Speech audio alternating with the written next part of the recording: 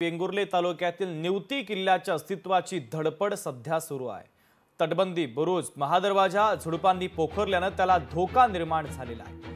अलीकडेच स्वयंसेवी संस्थांनी परिसरात वाढलेली झाडं झुडपं हटवली असली तरी किल्ल्याला काटेरी झाडांचा वेढा अद्यापही कायम आहे, ज्याचा फटका सध्या पर्यटन व्यवसायाला बसतोय।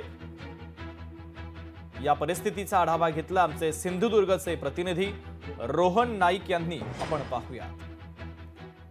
सिंधुदुर्ग जिल्ह्यातील वेंगुर्ले तालुक्यातील निवती किल्ला हा नेहमीच दुर्लक्षित राहिलेला आहे। मी आता या निवती किल्ल्यावरच किल्ले निवती असं ओळखलं जातं। अरबी समुद्र बाजूला आपण पाहू शकता, अरबी समुद्राच्या बाजूला हा किल्ले निवती हा जो किल्ला आहे हा तसं म्हटलं तर छत्रपती शिवरायांच्या काळापासून याचं अस्तित्व आहे। त्यावेळी बांधण्यात आला आणि एकंदरीत त्यानंतर इंग्रज असतील डच असतील यांनी या टेहळणीसाठी एकंदरीत समुद्रमार्गे जे काही कारवाया होत असतात त्यावर लक्ष ठेवण्यासाठी या किल्ल्याचा वापर केला। आणि आता आपण पाहू शकतो कशा प्रकारे इथली स्थिती आहे ती। वेंगुर्ले तालुक्यातून आणि कुडाळ तालुक्यातून पाहिलं असतं तर पर्यटक मोठ्या प्रमाणात येत असतात इथे आणि त्या पर्यटकांसाठी इथे एक चांगली सोय, त्यांना इथे काहीतरी पाहण्यासारखं एक महत्त्वाचं ठरणार आहे। कारण जर तटबंदी कोसळली असेल तर पर्यटकांना सुद्धा इथे ओघ कमी होईल।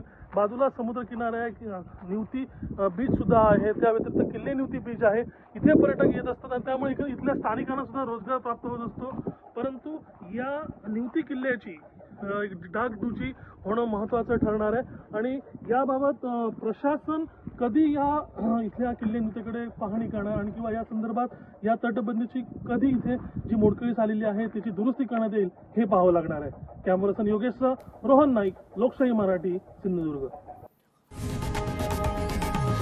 लोकशाही मराठी ऐका, पहा, जागरूक रहा।